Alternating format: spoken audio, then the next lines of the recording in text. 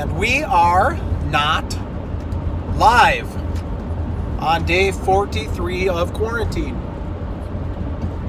As you can see, I am not quarantined. I think this is going to be my final quarantine video. As a person that has a few little different operations out there, it's time to kick them back into high gear. I believe the shelter-in-place order, Governor Walz will end that on Monday, the 4th, which was the instruction, which I kind of think he almost has to in some ways, or at least for the outstate, because opening fishing walleye opener is coming up here in Minnesota on May 9th, which is a week from this Saturday, May 2nd.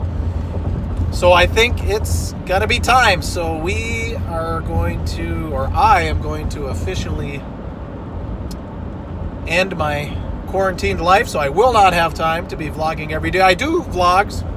You catch them here or catch them on Roger Puka on YouTube. Of course, they stay there forever too.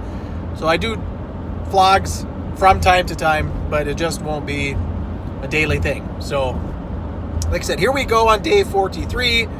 Another slow news day. Just a couple of items that have come up in the news. One would be Texas talking about opening up.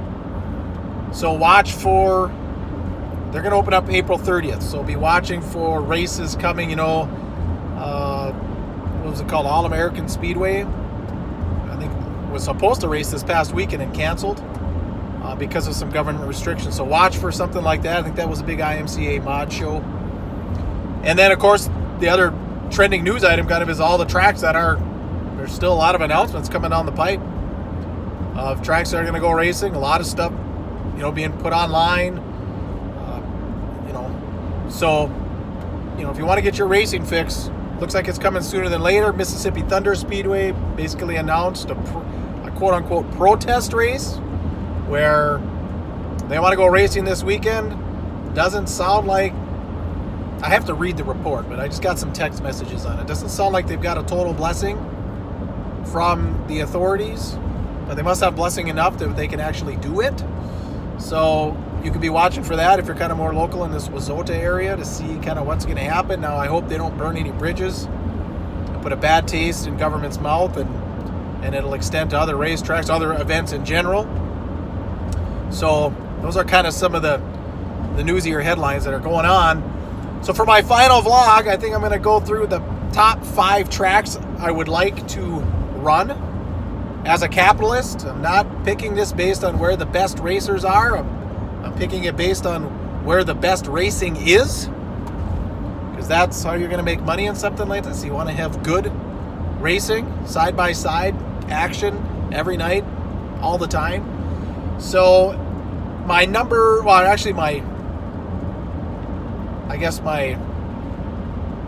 kind of, what would you call them, honorable mention, because I haven't been to the track, would be the old Wissota Speedway, which is currently the Badlands Speedway, which of course was purchased by, I can't remember the gentleman's name, the loan shark there in South Dakota, who had a big bone with Knoxville, tried to drive Knoxville out of business, which of course did not work. I think in the summer of 16, he was paying $5,000 to win on a Saturday night for sprints. And he was doing it in spite of Knoxville. Now, what it used to be, I believe, not a huge sprint car guy, and this is another reason it's an honorable mention. It's not necessarily a late model track, and I'm a late model guy. Not that it couldn't have great late model racing, but I just don't know anyone that's been there. But Dobmeyer from Grand Forks, I had heard just a few summers ago, he would race for a local racing team in Grand Forks on Friday.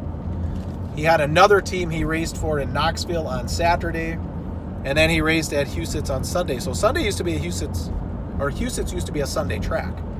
Now the market you're hitting there is Sioux Falls, South Dakota, one that's been growing a lot. And so I think that a guy could do pretty well there. Another one, and these aren't really in any specific order, is a place that actually has a little track. Isn't much of a track right now, but they used to have a great track. And it's a great market for racing. We've talked about this on the podcast. So that's the other thing. Podcast, One to Go show, both on the video format and Facebook, will be up tonight or tomorrow morning. The podcast version will be up tonight. So the One to Go show we did yesterday will be up.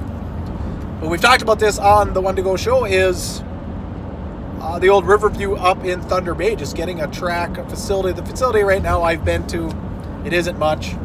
At least they have some racing, but it isn't much. It isn't enough to convince a bunch of Yankees to go across the border, a border which is obviously closed now due to COVID. But that was kind of a big deal. A lot of Iron Range and Twin Ports drivers used to go up. There's been stuff on the 2020 history page. Look at some of the names. Even Ed Sanger, who's won the World 100, won that Riverview Invitational one time. He's won the Labor Day Shootout. He's won the old Ironman in Hibbing, and of course in the Dirt Late Model Hall of Fame. So they were able to draw. If you've got a good facility, you can draw. You're not going to draw talent like that, if you're operating a little sandbox.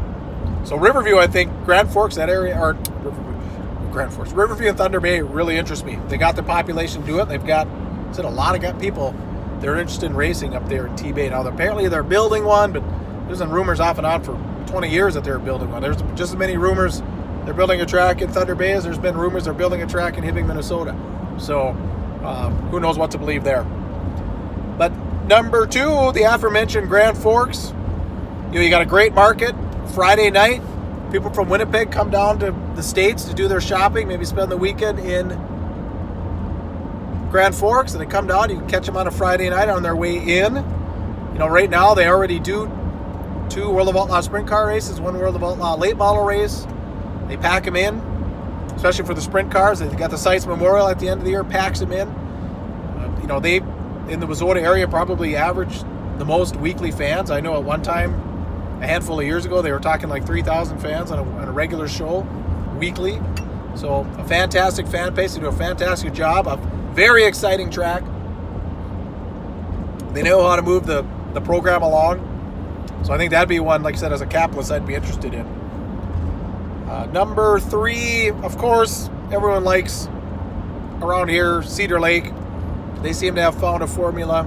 Remember, they've gone through 2 different owners over about the last 20-ish years, and it hasn't hurt. They've got a track that's exciting to watch racing on. They've got a great facility. They've got all the camping you could ask for. The bus racing in the springs, the big thing for them. They found a way to get the schools involved and get a lot of kids to the tracks. As a matter of fact, the owners told me last year. Now remember, there's no camping going on. This is one night, regular night. They had so many cars, so many fans, so many kids show up at the track. They had to open that sandbox arena in the back to park cars.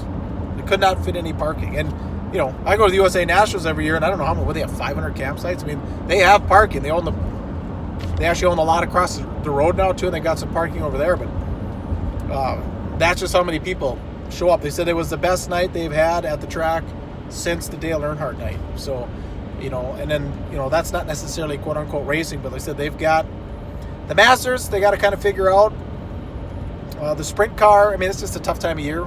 Weather's a challenge in June, and you're getting ready for the Dream, or actually the Dream is just ending, but you got the Hell Tour going on. It's a tough time for a major late model event for whatever reason. And so they got to get that figured out. The World of Outlaws sprint car deal is decent, they've told me. Of course, USA Nationals is big. The Legendary is big. So that would be another one that would be fantastic. It'd be fantastic just to figure out how they make those green burritos. All right, another one that actually is for sale, as well as the Badlands Speedway, is Deer Creek. Now, this is another one that I haven't been to, but I've heard just fantastic things. And for those of you who've been watching the vlog, you know that my wife's on chemo. She's been fighting some health things. Matter of fact, heading home for the Mayo right now. So I've been down. I haven't been to Rochester since 2002. I thought Rochester was a town of 50,000 here. I've been there a few times over the last several months, and it's a town of 100,000 and still growing. So again, you've got a great market. I know when I'm up at Cedar Lake for the Nationals, I meet a lot of people from Rochester. Like I said, I've heard nothing but great things about Deer Creek, the facility, everything. The racing's fantastic. 5 wide racing is what I've heard. So I think that, no, I'm not going to take a stab at it, but, well, who knows? I highly doubt it. Let's put that. If you're betting, take the under on me taking a stab at Deer Creek, all right? At this point in my life. My kids aren't old enough to, I can't coax a lot of free labor out of a 14, 12, 11, and 10 when they're 15, 16, 17, 19. Then we're in the running. All right. And then the last one, number 5. A market that suffers with a lack of racing and has a great population base too is the Fargo-Moorhead area. I don't know what they're doing. I know the track was closed. I don't know if they've opened it back up. I haven't been to the 3/8 mile. I was at the half mile.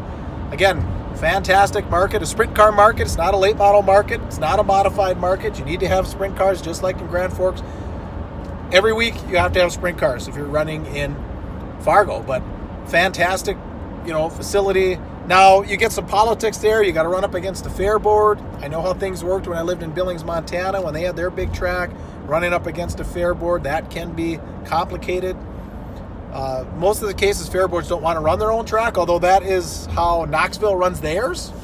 They have a 21-member board, according to a gentleman I met there when I was down there in summer of 17. I was down in Knoxville and talked to a local. So it can be done, although most of the time they don't want to. But, you've got a population base there with Moorhead and everything. You got to be pushing over 125, 130, maybe 150. I know I was doing some digging recently, looking at some population growth numbers from 2010. And kind of in our upper Midwest area, number 1 was, of course, the Williston with the oil boom is at 32%. The next largest percent gain was Fargo, Moorhead at 7%. The Twin Cities did about 3% at the same time. So Fargo growing at twice the rate as the Twin Cities.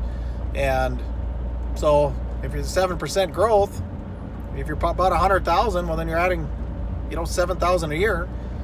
And I think that was the average over the previous 10 years. So that was the 2000 to 2010. So anyway, a great market. And you've got, that's your Busch Latte crowd. It's not like a suit and tie town. And I think that you could, really kill it in Fargo-Moorhead. So with that, I'm going to wrap up the vlog. So thanks everyone for joining. Like I said, the show will be posted if you want to catch that. Thanks for joining all these vlogs. And like I said, I will still post some vlogs. It just won't be, every day like we were under quarantine. I will no longer have time to get back to work and get things launched. So with that, everybody take care and hope you get some racing real soon.